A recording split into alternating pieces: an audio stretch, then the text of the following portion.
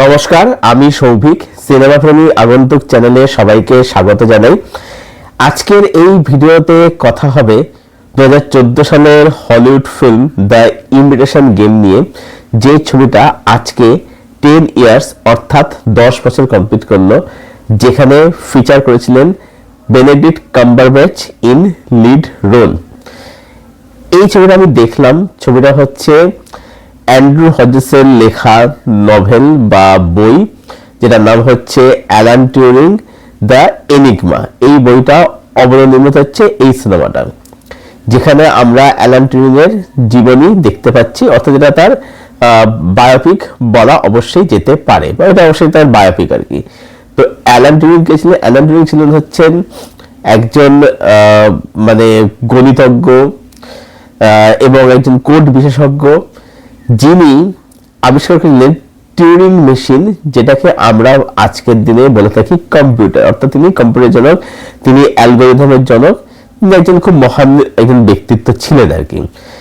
এবং এই যে টিউরিং মেশিন, এই যে কম্পিউটার, তখন তো টিউরিং মেশিন বলা হতো আর কি। এই টিউরিং মেশিন দ্বিতীয় বিশ্বযুদ্ধের সময় জার্মানিরা যে কোড ল্যাঙ্গুয়েজে কথা বলতো, সেই কোডকে তিনি কিভাবে ক্র্যাক করেছিলেন এই মেশিনের সাহায্যে, সেই ঘটনা দেখা হচ্ছে এই সিনেমাটা।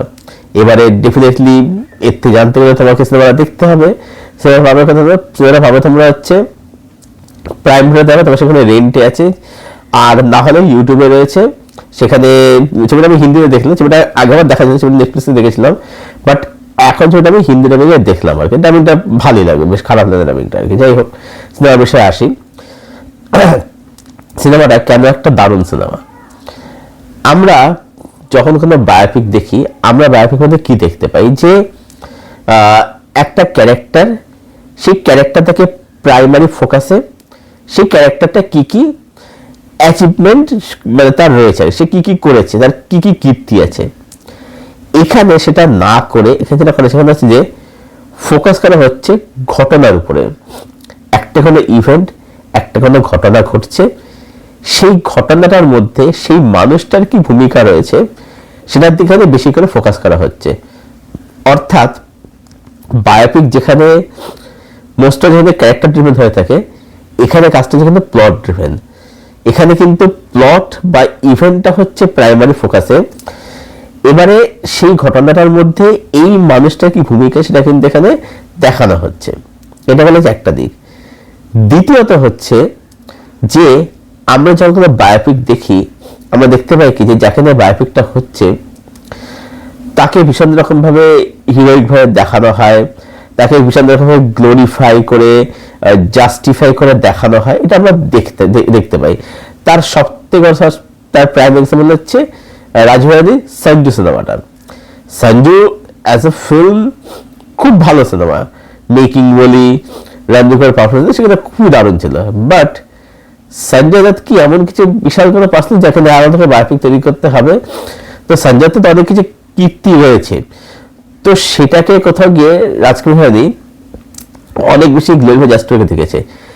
দুটো জিনিস, এক হচ্ছে যে আমি তার দোষ দুটি কিছুই দেখাবো না, আর যদি দেখায় সেটাকে আমি জাস্টিফাই করবো, গ্লোরিফাই করবো, যে এইখানে এরকম করেছিল, যেটাকে একটা আই ওয়াশিং ব্রেন ওয়াশিং যেটাকে বলা হয়ে থাকে আর কি।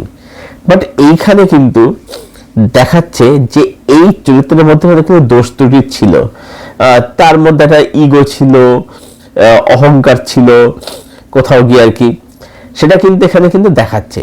প্লাস এই যে ক্যারেক্টারটা মানে অ্যালান টিউরিং, এ তো হোমোসেক্সুয়াল ছিল, তো সেইখানে যেহেতু হোমোসেক্সুয়াল ছিল এবং ব্রিটিশ ল, সে সেই সম্মান বা সেই রেকগনিশন এখন একদমই পায়নি। 2013 সালে যদি রানী দ্বিতীয় এলিজাবেথ তাকে রাজনৈতিক ক্ষমা প্রদর্শন করেন, তাকে আর কি অফিসিয়ালি ক্ষমা থেকে প্রদর্শন করেন, বোঝা যায় যে অ্যাকচুয়ালি সে সেই সময় তাই ঠিক ছিল, সে একদম একটা একদম মানুষ ছিল, সেটা তখন বোঝা যায় তারপরে, মানে এত বছর পরে আর কি। কারণ সে যখন মারা যায় আর কি, তখন আমার ছিল মাত্র 41 বছর। তো সে মারা যাওয়ার পরে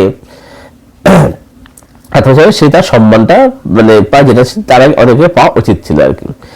যাই হোক, তো এখানে কিন্তু তাকে একদম কিন্তু একটা সাধারণ মানুষ হিসাবে দেখিয়েছে, যে কোনো মানুষই পারফেক্ট হয় না, সামান্য দোষ থাকে, ভুল ত্রুটি থাকে, তাই জিনিসটা সেভাবে দেখেছি। মানে এখানে তাকে কিন্তু মানে কোথাও কিন্তু একদম যে খুব হিরোইক ভাবে দেখাচ্ছে তা একদমই নয়, যেটা ফ্যাক্ট সেটাই দেখেছে, এবং কোথাও কিন্তু তার দোষটাকে গ্লোরিফাই জাস্টিফাই করেনি, ফ্যাক্টটাকে ফ্যাক্ট হিসেবে দেখেছে।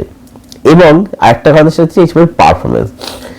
এই ছবির মধ্যে বেনেডিক্ট কাম্বারব্যাচের অসাধারণ অভিনয়, অসাধারণ অভিনয়। তাকে আমরা জেনারেলি চিনি হচ্ছে এক হচ্ছে শার্লক হিসাবে, আর এক হচ্ছে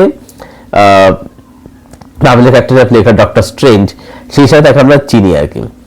বাট এই ছবির মধ্যে তার পারফরমেন্স মনে রাখার মতো।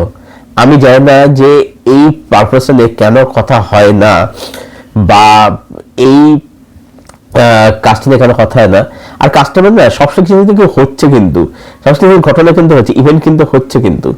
আর ছবিটা টেকনিক্যালি ভেরি ওয়েল মেড, অসাধারণ। মানে যেরকম ভাবে আজকে 10 বছর পুরোনো সিনেমা, যেরকম ভাবে ছবিটার মধ্যে তার পিরিয়ডসগুলোকে ধরা হয়েছিল, সময়কালকে ধরা হয়েছিল, দেখবার মতো।